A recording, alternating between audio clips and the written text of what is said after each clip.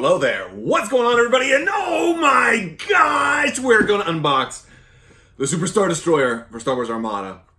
This thing we've been waiting for it for a year now, and I finally got it.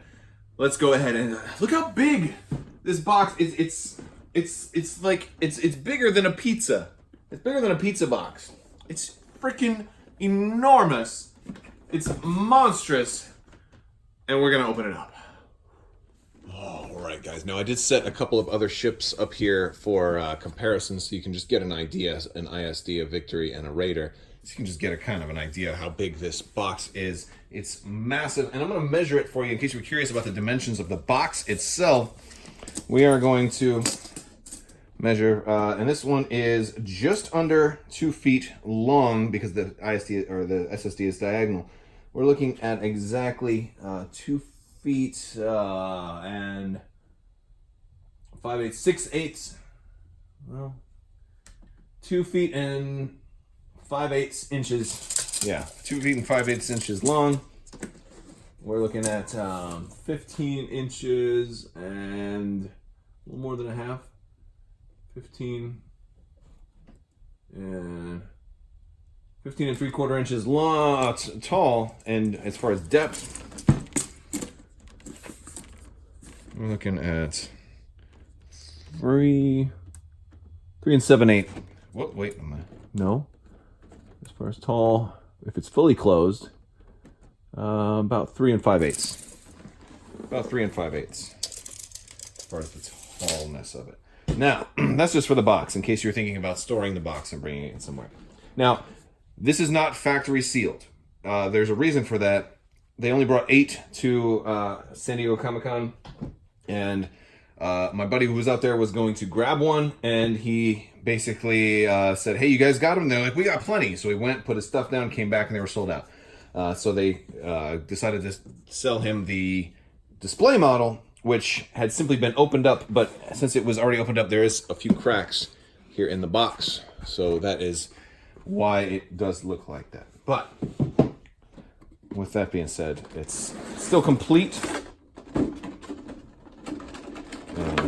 I'm going to have to take very good care of this, because look at it, it's got handlebars under here. We can come in and it's got handles where you can kind of lift it out, because you're going to have to save this. You're going to have to, it's not that heavy. It's not that heavy. It's gorgeous. Oh, engines are blue, folks. Engines are blue. I know a lot of people were asking. Okay. This is going to take some time. So, let's start at the front. We're going to get lots of detail here. Lots of detail. Underneath. Wow. All right. Oh, man, there's so much in there. Look, there's a happy face. Somebody straight up snuck a happy face onto the Super Star Destroyer. I think that was Alex Davies' work. Or maybe Brooks. Maybe Brooks did it. That's how I feel. I feel I'm smiling that big because they snuck a happy face onto the bottom of the SSD, and they didn't think anybody would find out. That was the first thing I noticed. Come on, guys. Come on, Fantasy Flight. Did Lucasfilm approve that happy face? That's a happy little clown. It's an Imperial clown. Well, actually, a lot of these look like little robots. That little guy looks like a little worker bot with nipples. What in the world? Is it really a worker bot with nipples under the Super Star Destroyer? Now, as you zoom out, you can't even tell, right? Look at this. Let's see how far out we are. Let's go back. All right. Got some good work there. Really nice light shading on this. Very nice. Very light wash. And then the engines.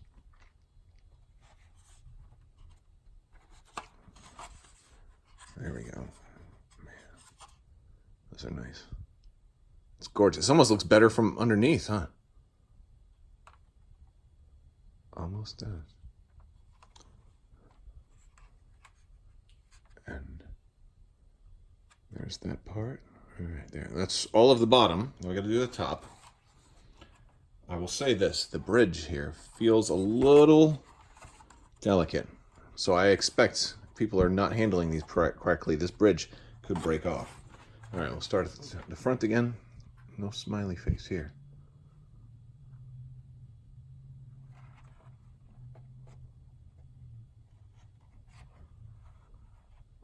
Look at all those turbo lasers that are kind of cut into it. I'm assuming that's what those are. Actually, no, they're way too big to be turbo lasers. Turbo lasers were kind of like those little tiny, tiny things right in there. There's so much detail here. That's incredible. I bet you this is what the holdup was. Getting all this detail right.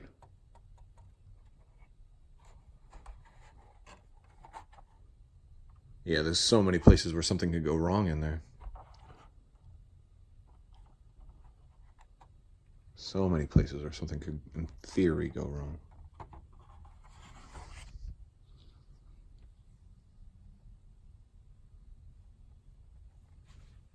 Wow. I'm trying to get the front of the bridge. There we go. I gotta do it upside down.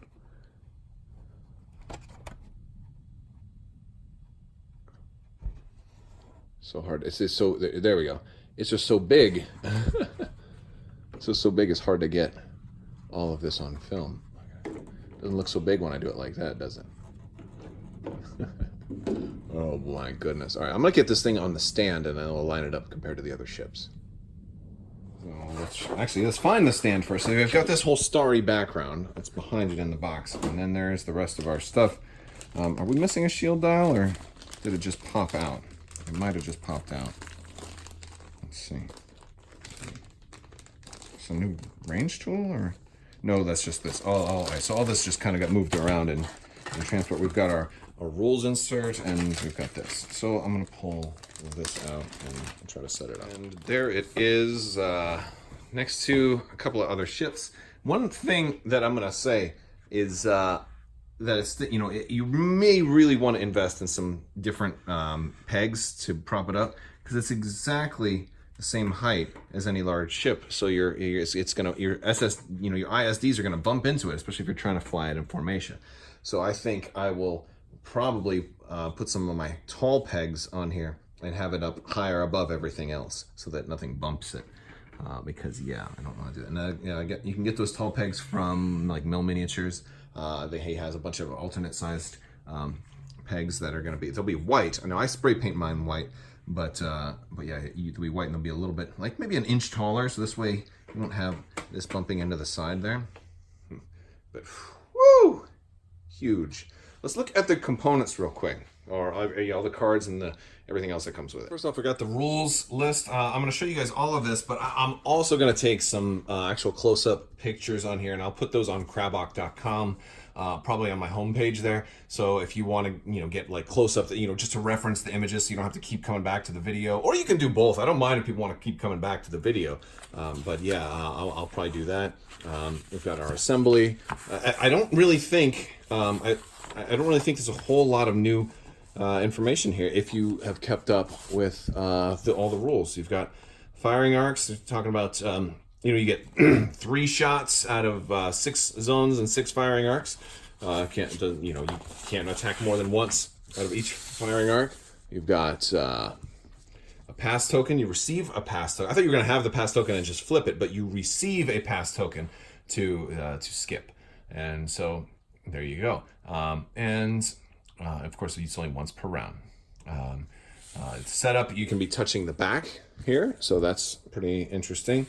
You got ship movement. It's talking about how you can't overlap the movement tool here, and it's going to give some examples. I think this was all talked about in the thing. The only thing I think that's particularly interesting here is command dials. When a huge ship reveals its command dial, also assign the corresponding command token to that ship. I think the wording of that one might be important, because it's when they reveal the dial, that's when you assign the token. So it's not when they resolve the command. So if for whatever reason, like that's the way it looks to me. And so that, I think, is off the top of my head, I think that's the only thing. But yeah, so you've got all your stuff about ship movement, and then scoring, the half points rule, and it includes upgrades. Upgrade bar, the ruling there. Huge ship cannot equip upgrade cards that add upgrade icons to its upgrade bar. And so that is interesting too. Somebody on I think the Armada Reddit was saying something about like there was a joke in the firing arc thing about like you can't, unless you have a certain upgrade, but I don't see anything in here referencing specific upgrades. And so it looks like the firing arc thing is fine. I don't think there's going to be any problem with putting gunnery teams on this thing. But yeah, so anyway, I'll put some better res photos of that up as well. We got 4 command dials. These are normal. We don't really need to look at those in a tremendous level of detail. We do have our cardboard here though, so let's take a look at the cardboard.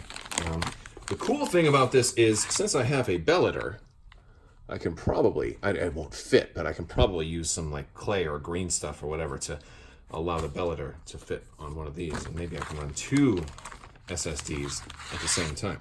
So this was this one. Now I think they had this one on the displayed model. So this is our Executor 1. This is our big one, our expensive one, and this is our Executor 2. So this is the cardboard for the over 400 point versions. Of course, tokens. We're getting a lot of tokens, and I think you need the tokens pretty much only for Palpatine. I don't think there's anything else in here that's going to cause you to get the tokens. There's our pass card. One of these fell out. It's right here. So if we want to punch some shields, we can do that. And of course, I'm knocking more out. I'm just going to put this whole thing together here shortly. So we've got all of our tokens there. We've got the other piece of cardboard which fell out, and this is for the regular, the ones that you could use in standard play. And these are pretty gorgeous too. And in case maybe you're curious how big these are, because they're going to be different. These are, oh goodness, 14 and 1/16. 14 inches and 1/16.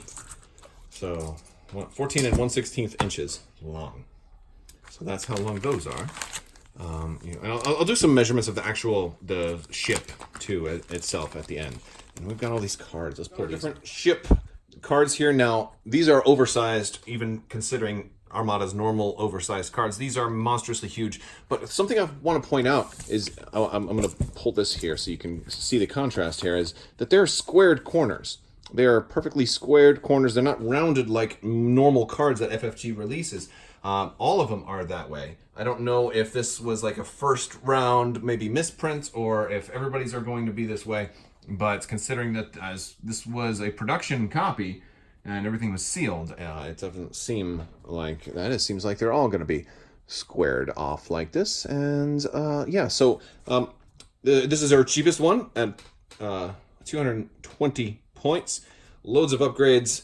Monstrously good card. I'm not going to talk too much about this specific version. These are the these are the 2 that you can run in standard play because you can fit these in a 400 point list. This one's 250 points, and the Star Dreadnought Assault prototype is a much nastier version. It's got the red for anti-squadron. It's got 5 red dice in the front, same as a Simoon.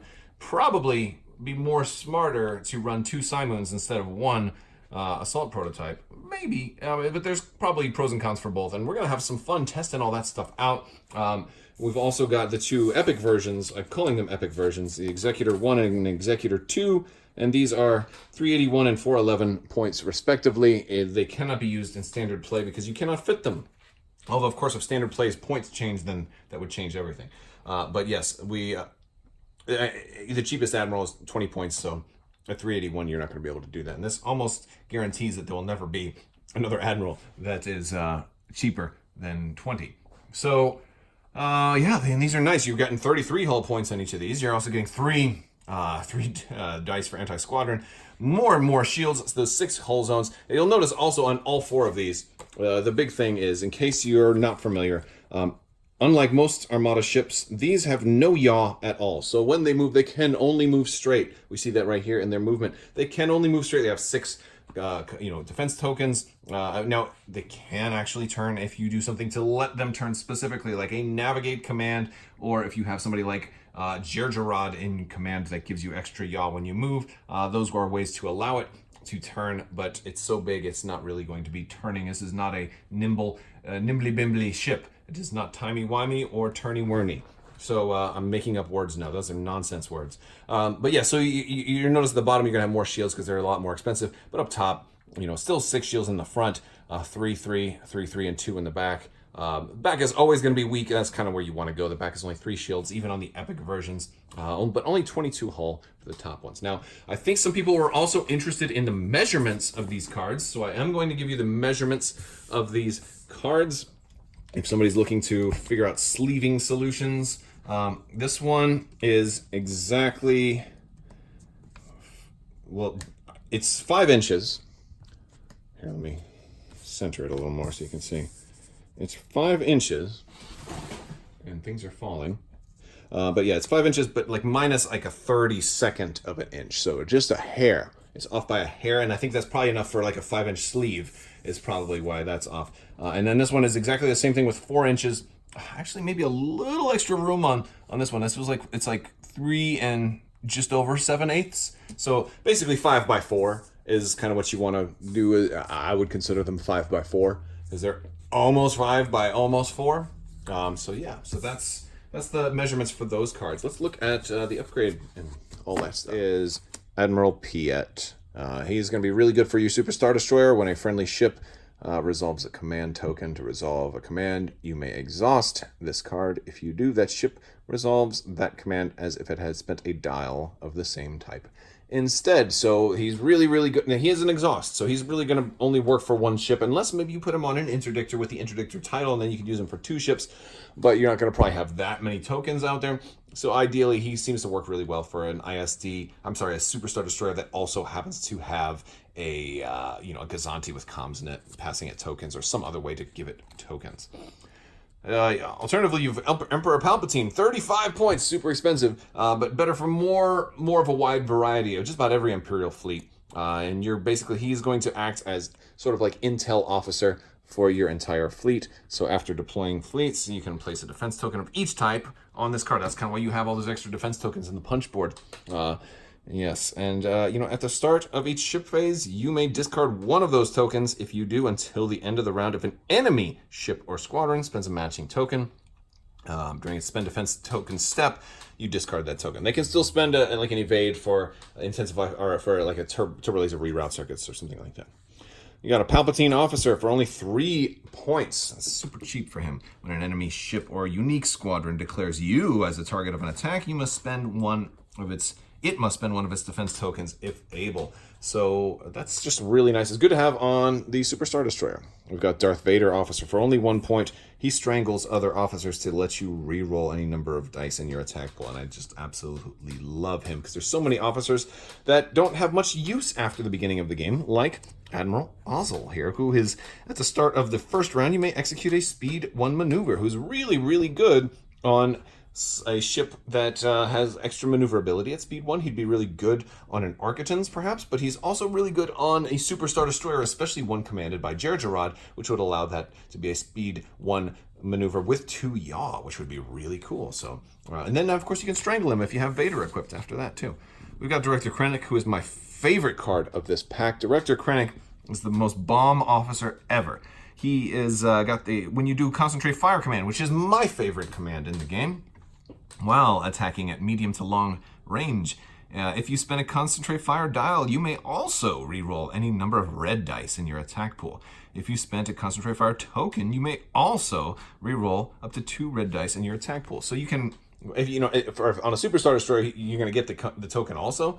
So you can reroll lots of dice, and then you can really, really, really fish for the double hits. And that's one of my favorite things in the world, is to just have lots and lots of red double hits. I love it. And he's great for that. And especially on like a ship like this, you don't have to worry about any other kind of rerolls. All right? Your blue dice are never going to be blank anyway. And your black dice aren't going to be hurt. But he's really good for that red and blue focused fleet. Or red focused fleet. Lyra Wessex. When you are dealt a face-up damage card, you may spend an engineering token to flip that card face down without resolving its effect. Without is the key word here. You don't, if it's some kind of crippling thing, you don't have to resolve its effect first. And you get to choose. You get to see what it is. Because if you're going to flip it face down, it has to be face up first. You have to be able to see it to decide if you want to do it. So basically, it allows you to use an engineering token as a kind of a default contain from a certain point of view. But even maybe better than a default contain, because even advanced proton or assault protons, you're going to be able to take that crit and then flip it face down, so you don't have to deal with its effects. Commander Garant, who is a lovely guy. I really like him with Vader. He has the ability when you are defending, the attacker cannot resolve critical effects, period. You don't even have to spend a defense token for that. However, after you perform an attack against a ship, discard this card. So he's opening defense, but then you have to lose him once you start shooting. So, but it's after you perform the attack, so you have Vader strangle him during the attack, so you don't have to discard him, although he's discarded. We're getting an extra copy of Flight Controllers, which is cool. We're getting a Veteran Gunners. We're getting a copy of those. We're getting a copy of Boarding Engineers. We're getting a copy of Point Defense Reroute. We're getting an extra copy of Rapid Launch Bays. We're getting an extra copy of this beauty right here, Heavy Ion Emplacements. We're also getting an extra copy of Quad Turbo Lasers, which is really cool. We're getting an extra copy of XI-7s, which is nice. We're going to get all of the 4 current fleet commands: Entrapment, All Fighters Follow Me, Shields to Maximum, and Intensify Firepower. And we're going to get some titles. Let's look at these titles. First off, the Executor, my least favorite of all of these. You can be assigned any number of command tokens of any types instead of the number of command tokens equal to your command value. So what this is all about here is, if you want to use the support version of this ship and just keep doing fleet commands over and over again, you can do that. I don't like that. I don't like having more than half my fleet be just for support. I don't like that. But, I mean, there's other uses for it also. It's not just for that, like with Lyra Wessex, for example, whatever. There's all kinds of uses, and it's also future-proof. Anything that uses tokens, FFG really, really loves defense tokens, command tokens in this game, so there's a possibility that this may eventually become one of the best titles. I'm less thrilled with it because it's more support-oriented and more utility-oriented and less, like, kill stuff-oriented. Now, Eclipse is kind of kill stuff-oriented. Right? When an enemy ship overlaps you, the enemy ship suffers a face-up damage instead of a face-down damage. And that's when somebody hits you, and you're so big, that actually might not be that hard. So that's cool. With the Annihilator, which is very much killy. It's killy from the standpoint of it wants to kill squadrons. While attacking a squadron, you may re-roll 1 attack die. Super fun. We've got the Ravager, which it doesn't pair up to this artwork. This is a very familiar piece. We can go right about there, I think. That's that's the piece, yeah? Is it not? Wait, no, it's right there. Shoot, we're close. Basically, it's like that, right? They're fighting each other in the same piece of artwork. Yeah, so the Ravager is my favorite title because I like Concentrate Fire. That's, a fun way for me to play the game. I have a lot of fun with Concentrate Fire. It's very risky because, sometimes you roll blanks, and I love them red dice, and add an extra red dice and hoping you get the double. The thrill of rolling the doubles when you need them makes the game so much more fun for me. But it's not necessarily the best advice for everybody, but it is a fun way to play, focusing on red dice. So the Ravager is really good for that. Your Concentrate Fire tokens can either reroll an attack die or add a die to your attack pool. If you add a die, it must be of a color already in your pool, which is pretty standard. It's only 4 points. Combos really, really well with Cranek, who's, you don't need to spend the token for a reroll. You can spend the token to add an extra die. So you're going to Concentrate Fire with an extra token for an extra so 2 extra dice, and then Cranek's going to let you reroll all of them, and then reroll 2 more. So you can really, really fish.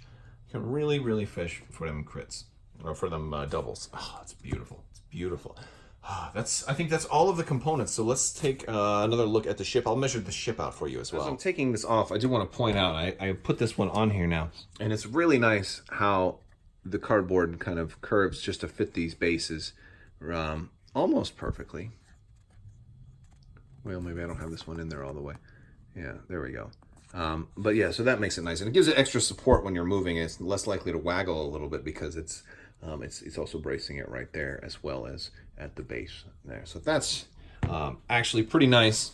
I like that. Oh, I can even pick it up by one piece. I don't want to do that too much. I don't want it to get soft and weak, but soft and weak, like little weak ship. Yes, very good, very good. All right, we will go forward doing the rest of the video in Russian. Do not speak Russian, but I can pretend like maybe I do. All right, let's measure the entire thing. You know what? Let's do it. I'm gonna go this way. Oh my goodness. I feel like I should be more delicate with it. All right, this is gonna be tricky to measure. because there's no way. So, all right, we can go like that. All right, I can't. Well, it's over 24. It's over 24 and a half. It's like 24. Well, 24 and a half? 24 and a half plus a 16th. So what's happening? So 9/16. 24 inches and 9/16 of an inch. So just over half. So basically 24 and a half inches, and just add, spit in there, and there's enough room for your spit. That's it. So that is the length side to side. Again, hard to measure because it's curved. That looks like 8 1/4 inches. I can't exactly get it. It's just a little over 8 1/4 inches. It's hard because it's curved and the bridge is in the way at the worst point. The bridge totally intersects all of the points that I would want to measure it. And if I try to measure it from the bottom, like this part is actually measuring this one from here to here, be a little easier, wouldn't it? No, this still wants to curve. It's too curvy, so I'm going to stand by that measurement. Now, peg to peg, this one's for Mel Miniatures. This one's for you, buddy. Let me do this one this way. I'm going to put this on the top peg, and we are hitting the top of the plastic on the other peg at 8 and a hair under 7/8 inches. So 8 7/8 inches minus just like literally the length of a human hair. So, and that might actually be the less than the length of this, because this is less than perfect, right? So I'm going to say 8 7/8 inches exactly. Let me try it from the 1. So I'm right on the line.